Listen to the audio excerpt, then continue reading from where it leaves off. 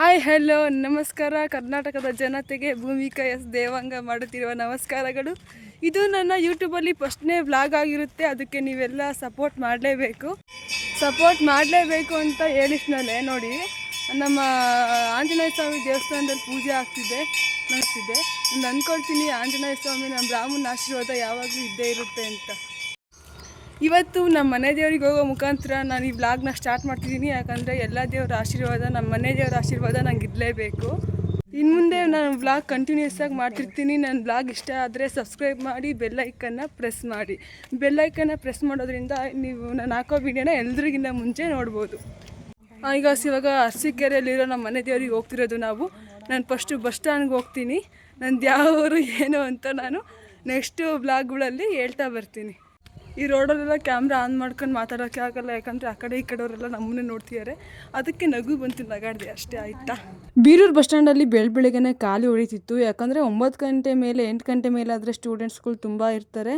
ಸದ್ಯ ರಶ್ ಇರಲಿಲ್ಲ, ಹಂಗಾಗಿ ಬೇಗ ಬಸ್ ಸಿಕ್ತು. ಬಸ್ಸಲ್ಲಿ ಸೀಟ್ ಕೂಡ ಸಿಕ್ತು. ಆರಾಮಾಗಿ ಕುತ್ಕೊಂಡು ಅರಸೀಕೆರೆಗೆ ತಲುಪಿದ್ವಿ. ಇವತ್ತು ಹುಣ್ಣಿಮೆ ಆಗಿರೋದ್ರಿಂದ ಜೇನುಕಲ್ ಸಿದ್ದಪ್ಪನ ಬೆಟ್ಟಕ್ಕೆ ಜನ ಸಾಗರಣೆ ಹೋಗುತ್ತೆ. ಹಂಗಾಗಿ ಸಖತ್ತು ಫುಲ್ ರಶ್ ಇತ್ತು ಬಸ್ ಸ್ಟ್ಯಾಂಡು. ಬೆಟ್ಟಕ್ಕೆ ಹೋಗೋ ಜನ ಆ ಕಡೆ ಫುಲ್ ನಿಂತಿದ್ರು. ಹಂಗಾಗಿ ನಮಗೂ ಬಸ್ ಬಂದಿರಲಿಲ್ಲ. ಹಂಗಾಗಿ ಪೂಜೆಗೆ ಬೇಕಾದ ಸಾಮಗ್ರಿಗಳನ್ನು ತಗೊಂಡೋಣ ಅಂತ ಬಂದಿದ್ವಿ.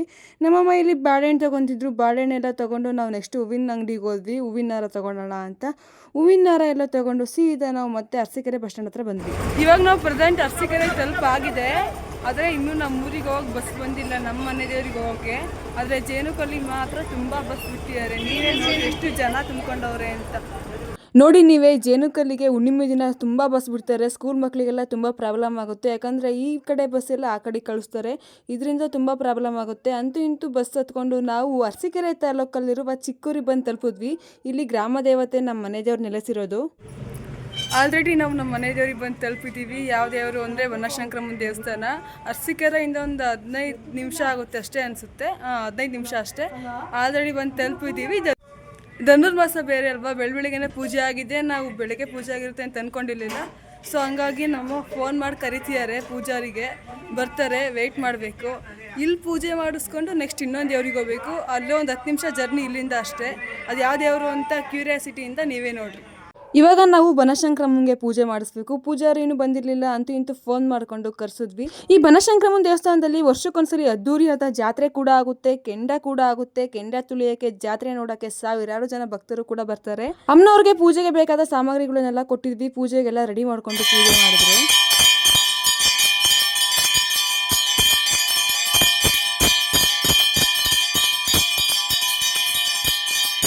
ಬನಶಂಕರಮ್ಮನ ದರ್ಶನ ಮುಗಿಸಿದ್ದೀವಿ. ಇವಾಗ ಇಲ್ಲಿಂದ 10 ನಿಮಿಷ ಜರ್ನಿ ಮಾಡಿಕೊಂಡು ಸಿದ್ದೇಶ್ವರನ ದೇವಸ್ಥಾನಕ್ಕೆ ಹೋಗಬೇಕು. ಅಲ್ಲಿ ಸಿದ್ದೇಶ್ವರನ ಬೆಟ್ಟ ಹತ್ಕೊಂಡು ಆಟೋಗಳು ಯಾವುದೂ ಸಿಗ್ತಿಲ್ಲ, ನೆಡ್ಕೊಂಡು ಹೋಗ್ತಿರೋಣ. ಆಟೋಗಳು ಬಂದರೆ ಹಂಗೆ ಜಾಯಿನ್ ಹಾಕೊಂಡು ಹತ್ಕೊಂಡು ಹೋಗ್ಬೇಕು. ಈಗ ಆಟೋ ಬಂದರೆ ಹತ್ಕೊಂಡು ಹೋಗಬೇಕು. ಅಲ್ಲಿವರೆಗೂ ನೆಡ್ಕೊಂಡು ಹೋಗ್ತಿರ್ಬೇಕು. ಯಾಕಂದರೆ ಆಟೋ ಇಲ್ಲಿ ಎಷ್ಟು ಗ್ಯಾರಂಟಿ ಹೇಳೋಕ್ಕಾಗಲ್ಲ, ಹಳ್ಳಿ ಅಲ್ವಾ. ಹಂಗಾಗಿ ನಮ್ಮಮ್ಮ ನನ್ನ ತಂಗಿ ಹಿಂದಗಡೆ ನಡ್ಕೊಂಡು ಅಲ್ಲಿ ನಿಂತವ್ರೆ ಆಟೋ ಕಾಯ್ಕೊಂಡು. ನಾನು ಹೋಗ್ತೀನಿ, ಆಟೋ ಲೇಟಾಗಿ ಬರುತ್ತೆ ಅಂತ ಗೊತ್ತು. ಈಗ ನಡ್ಕೊಂಡು ಹೋಗಿ ಆಟೋ ಸಿಕ್ಕಿದ್ರೆ ಆಟೋ ಹತ್ಕೊಂಡು ಅಲ್ದರೆ ಈಗ ಅಲ್ಲಿ ಬೆಟ್ಟ ಬೇರೆ ಹತ್ತಬೇಕು. ಹೊಟ್ಟೆಗೆ ತಿಂಡಿ ಬೇರೆ ತಿಂದಿಲ್ಲ, ಹಸುವಾಗ್ತೈತೆ. ಹಂಗಾಗಿ ಈ ಥರ ಮಾತಾಡ್ತಿದ್ದೀನಿ. ಇಷ್ಟೊತ್ತಾದರೂ ಒಂದು ಆಟೋನೂ ಬರಲಿಲ್ಲ. ಹಂಗಾಗಿ ನಡ್ಕೊಂಡು ಹೋಗ್ತಿದ್ದೀವಿ. ಅಲ್ಲಿ ಬೆಟ್ಟ ಬೇರೆ ಹತ್ತಬೇಕು. ಬೇಗ ಹೋಗಿ ಪೂಜೆ ಮಾಡಿಸಿ ಊಟ ಮಾಡಬೇಕು. ಈ ಖಾಲಿ ರೋಡಲ್ಲಿ ವಿಡಿಯೋ ಮಾಡೋಕ್ಕೆ ಜಾಲಿ. ಯಾಕಂದರೆ ಯಾರೂ ಇಲ್ಲ.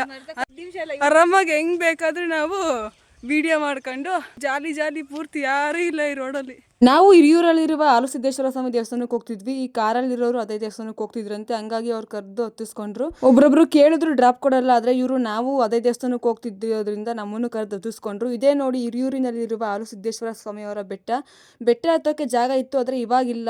ಬೇಲಿ ಮುಳ್ಳು ಎಲ್ಲ ಬೆಳ್ಕೊಂಡೈತೆ. ಹಂಗಾಗಿ ಬೆಟ್ಟದ ಮೇಲೆ ಕಾರು, ವೆಹಿಕಲ್ಸ್, ಜನ ನೆಡ್ಕೊಂಡೇ ಹೋಗ್ತಾರೆ ರೋಡಲ್ಲಿ. ಅಂತೂ ಇಂತೂ ನಾವು ಹಿರಿಯೂರಿನಲ್ಲಿರುವ ಹಾಲುಸಿದ್ದೇಶ್ವರ ಸ್ವಾಮಿಯವರ ಬೆಟ್ಟದ ಮೇಲೆ ತಲುಪಿದ್ವಿ ದೇವರ ದರ್ಶನ ಮಾಡೋಕೆ ಅಂತ. ಇವತ್ತು ಹುಣ್ಣಿಮೆ ಆಗಿರೋದ್ರಿಂದ ಈ ದೇವಸ್ಥಾನಕ್ಕೆ ತುಂಬಾ ಜನ ಬರ್ತಾರೆ. ಪ್ರತಿ ವರ್ಷ ಎಲ್ಲ ಹುಣ್ಣಿಮೆ ಪೂಜೆ ತುಂಬಾ ಗ್ರ್ಯಾಂಡ್ ಆಗಿ ನಡೆಯುತ್ತೆ. ಅನ್ನದಾಸೋಹ ಕೂಡ ಇರುತ್ತೆ. ಬೆಟ್ಟ ಹತ್ತೋ ಜಾಗದಲ್ಲಿ ಜಾಲಿ ಮುಳ್ಳು ಇರ್ಲಿಲ್ಲ ಅಂದ್ರೆ ನೆಮ್ಮದಿಯಾಗಿ ಬೆಟ್ಟ ಹತ್ಕೊಂಡು ಖುಷಿಯಾಗಿ ಬರ್ತಿದ್ವಿ. ಯಾಕಂದ್ರೆ ಆ ತರ ದರ್ಶನ ಮಾಡೋದ್ರಲ್ಲಿರೋ ಸುಖ ಬೇರೆ ಯಾವ್ದ್ರಲ್ಲೂ ಇಲ್ಲ ದೇವ್ರು. ಈ ಹಾಲುಸಿದ್ದೇಶ್ವರ ಸ್ವಾಮಿ ಒಳಗಡೆ ಬಂಡೆಯಲ್ಲಿ ನೆಲೆಸಿರೋದು. ನೀವು ನೋಡ್ಬೇಕು, ನಿಜವಾಗ್ಲೂ ಬಂಡೆ ಒಳಗಡೆ ಯಾವ ತರ ಕಾಣುತ್ತೆ ದೇವ್ರು ಅಂತ ತೋರಿಸ್ತೀನಿ ನೋಡಿ. ಹಾಗೆ ದೇವ್ರನ್ನ ಯಾವ ತರ ನೆಲೆಸಿದ್ದಾರೆ ಹಾಲುಸಿದ್ದೇಶ್ವರ ಸ್ವಾಮಿ ಅವರು ಅಂತ. ಬಂಡೆ ಒಳಗಡೆ ನೆಲೆಸಿರುವ ಸ್ವಾಮಿ ಇವರು. ಬೆಟ್ಟದ ಮೇಲೆ ಹತ್ಕೊಂಡು ನಾವು ನೋಡ್ತೀವಿ ಅಂದ್ರೆ ಅದಕ್ಕೂ ಅದೃಷ್ಟ ಮಾಡಿರ್ಬೇಕು. ಹತ್ಬೇಕು. ಕಷ್ಟಪಟ್ಟು ಹತ್ಕೊಂಡ್ಬಂದು ಈ ದೇವ್ರನ್ನ ನೋಡೋದ್ರಲ್ಲಿರೋ ಖುಷಿ ಯಾರಿಗೂ ಬೇಡ. ಈ ಬೆಟ್ಟದ ಮೇಲೆ ರೇವಣ್ಣ ಸಿದ್ದೇಶ್ವರ ಸ್ವಾಮಿಯವರು ನೆಲೆಸಿದ್ದಾರೆ. ಇಲ್ಲಿಗೆ ಮಹಿಳೆಯರಿಗೆ ಅವಕಾಶ ಇಲ್ಲ, ಪುರುಷರಿಗೆ ಮಾತ್ರ. ನೀವು ಸಣ್ಣ ಮಕ್ಳು ಇದ್ದಾಗ ಮಾತ್ರ ನಾನು ಹೋಗಿದ್ದು ನೆನಪಿದೆ, ಯಾಕಂದರೆ ಚಿಕ್ಕ ಮಕ್ಕಳು ಹೆಣ್ಮಕ್ಳಿಗೆ ಮಾತ್ರ ಅವಕಾಶ. ಈಗ ಮಹಿಳೆಯರಿಗೆ ಯಾರಿಗೂ ಅವಕಾಶ ಇಲ್ಲ. ಇಲ್ಲಿ ಗಂಡು ಮಕ್ಕಳು ಹೋಗಿ ಪೂಜೆ ಮಾಡಿಸ್ಕೊಂಡು ಬರ್ಬೋದು ಅಷ್ಟೇ. ಈ ಬೆಟ್ಟದ ಕೆಳಗೆ ಊರೊಳಗೆ ಹಾಲು ಸಿದ್ದೇಶ್ವರ ಸ್ವಾಮಿಯವರು ಕೂಡ ಇದ್ದಾರೆ. ಉಸ್ತು ಸ್ವಾಮಿನ ಬೆಟ್ಟದ ಮೇಲೆ ಕರ್ಕೊಂಡ್ಬಂದಿದ್ರು. ಅದನ್ನೆಲ್ಲ ನೋಡಿಕೊಂಡು ನಾನು ಈಗ ಅನ್ನದಾಸೋಹ ಆಗ್ತಿತ್ತು ಅಂತ ಅಲ್ಲಿಗೆ ಬಂದ್ವಿ.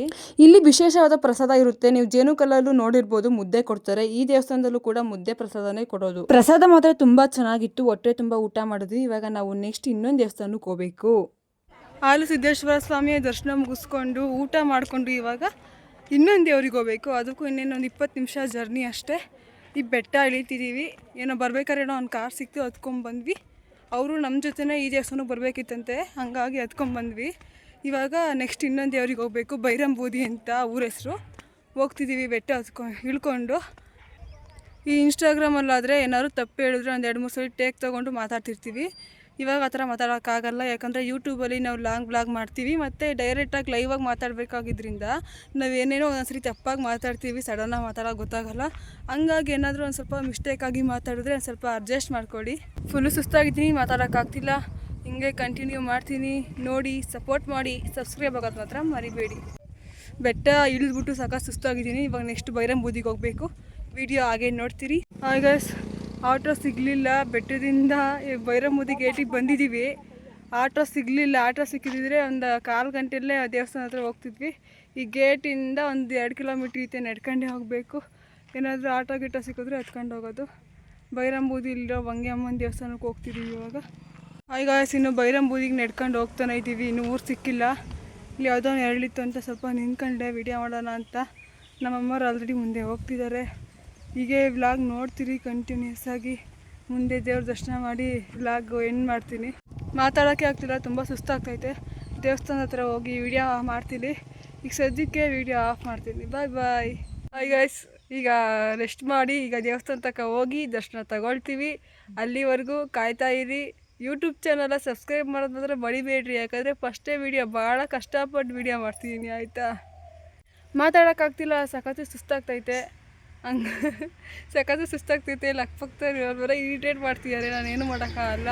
ಹಾಯ್ ಗೈಸ್, ಆಲ್ರೆಡಿ ದೇವಸ್ಥಾನಕ್ಕೆ ಬಂದಾಯಿತು. ನಡ್ಕೊಂಡೇ ಬಂದ್ವಿ. ವೆಹಿಕಲ್ ಏನೂ ಸಿಗಲಿಲ್ಲ. ಈಗ ಮಾತಾಡೋಕ್ಕಾಗಲ್ಲ ನನಗೆ. ವಿಡಿಯೋ ಪೂರ್ತಿ ಮಾಡಿಬಿಟ್ಟು ಮನೆಗೆ ಹೋಗಿ ವಾಯ್ಸ್ ಕೊಡ್ತೀನಿ. ಅಲ್ಲಿವರೆಗೂ ವಿಡಿಯೋ ಮುಂದೆ ಏನು ಬರುತ್ತೆ ಅಂತ ನೋಡ್ತೀರಿ. ಈ ದೇವಸ್ಥಾನದ ವಿಶೇಷ ಏನು ಅಂದರೆ, ಅರಸೀಕೆರೆ ತಾಲೂಕಿನಲ್ಲಿ ಬೈರಂಬೂದಿ ಅಂತ ಈ ಗ್ರಾಮ. ಈ ದೇವರು ಸುಮಾರು 25 ಹಳ್ಳಿಗಳಿಗೆ ಗ್ರಾಮ ದೇವತೆಯಾಗಿದೆ ಅರಸೀಕೆರೆಯಲ್ಲೇ. ಈ ದೇವಸ್ಥಾನ ತುಂಬ ಅದ್ಧೂರಿಯಾಗಿ ಜಾತ್ರೆ ಆಗುತ್ತೆ. ಎಲ್ಲ ದೇವಸ್ಥಾನದಲ್ಲೂ ಬೆಳಗ್ಗೆ ಹೊತ್ತು ಜಾತ್ರೆ ಆದರೆ ಈ ದೇವಸ್ಥಾನದಲ್ಲಿ ಗಾಯ್ಸ್ ರಾತ್ರಿ ಪೂರ್ತಿ ಜಾತ್ರೆ ಆಗಿ ಬೆಳಗಿನ ಜಾವ 5 ಗಂಟೆಯಲ್ಲಿ ತೇರು ಹಿಡಿತಾರೆ. ಇಲ್ಲಿ ದೇವರಿಗೆ ಕುರಿ ಕೋಳಿ ಎಲ್ಲ ನೈವೇದ್ಯ ಮಾಡ್ತಾರೆ. ನೋಡಿ, ಇದೇ ಜಾಗದಲ್ಲಿ ಕುರಿ ಕೋಳಿ ಎಲ್ಲ ಕಡಿಯೋದು. ಈ ದೇವಸ್ಥಾನದ ಬಗ್ಗೆ ಒಂದು ಇನ್ಫಾರ್ಮೇಶನ್ ಕೊಡಬೇಕಿತ್ತು, ಹಂಗಾಗಿ ಕೊಟ್ಟೆ. ಈ ದೇವಸ್ಥಾನದಲ್ಲೂ ಪೂಜಾರು ಪೂಜೆ ಮಾಡಿ ಜನ ಇಲ್ಲ ಅಂತ ಬೀಗ ಹಾಕೊಂಡು ಹೋಗ್ಬಿಟ್ಟಿದ್ರು. ಅವ್ರನ್ನ ಫೋನ್ ಮಾಡಿ ಕರೆಸ್ಕೊಂಡು ನಾವು ಕೊನೆಗೆ ಪೂಜೆ ಮಾಡಿಸಿದ್ವಿ. ದೂರ ಊರುಗಳಿಂದ ಮನೆ ದೇವರು ನೋಡಬೇಕು ಅಂತ ಬಂದಿರ್ತೀವಿ, ಆದರೆ ಈ ಥರ ಬಾಕ್ಲು ಹಾಕೊಂಡು ಹೋದಾಗ ತುಂಬ ಬೇಜಾರಾಗುತ್ತೆ. ಹಂಗಾಗಿ ಕೊನೆಯದಾಗೂ ನಾವು ಪೂಜೆ ಮಾಡಿಸಿದ್ವಿ. ಅಂತೂ ಇಂತೂ ಬೈರಂಬೂದಿ ವಂಗ್ಯಮ್ಮನವರ ದೇವಸ್ಥಾನದಲ್ಲಿ ದರ್ಶನ ಆಯಿತು. ಈ ವಿಡಿಯೋನ ಶೇರ್ ಮಾಡಿ, ಸಪೋರ್ಟ್ ಮಾಡಿ. ಇದು ನನ್ನ ಫಸ್ಟ್ ವ್ಲಾಗ್ ಆಗಿರೋದ್ರಿಂದ ಅಲ್ಲಿ ಇಲ್ಲಿ ಮಿಸ್ಟೇಕ್ ಆಗಿರ್ಬೋದು, ಯಾರು ಬೇಜಾರು ಮಾಡ್ಕೋಬೇಡಿ. ಅಲ್ಲಿ ಇಲ್ಲಿ ಒಂಚೂರು ತೊದಲಿಸಿರ್ಬೋದು. ಈ ವಿಡಿಯೋನ ಎಲ್ಲರೂ ಖಂಡಿತ ಶೇರ್ ಮಾಡಿ, ಸಬ್ಸ್ಕ್ರೈಬ್ ಆಗಿ, ಸಪೋರ್ಟ್ ಮಾಡಿ.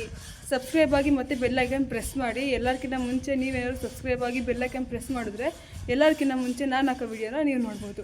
ನಾನು ಮತ್ತೆ ಈ ದಿನ ವ್ಲಾಗ್ ಮಾಡ್ತಿರ್ತೀನಿ. ನೀವು ಎಷ್ಟು ಸಪೋರ್ಟ್ ಮಾಡ್ತೀರೋ ನಾನು ಅಷ್ಟು ವ್ಲಾಗ್ ಮಾಡೋಕ್ಕೆ ಈಸಿ ಆಗುತ್ತೆ. ನಾನು ನೆಕ್ಸ್ಟು ವಿಡಿಯೋದಲ್ಲಿ ಸಿಗ್ತೀನಿ. ಮತ್ತೆ ಭೇಟಿಯಾಗುವ. ಬಾಯ್.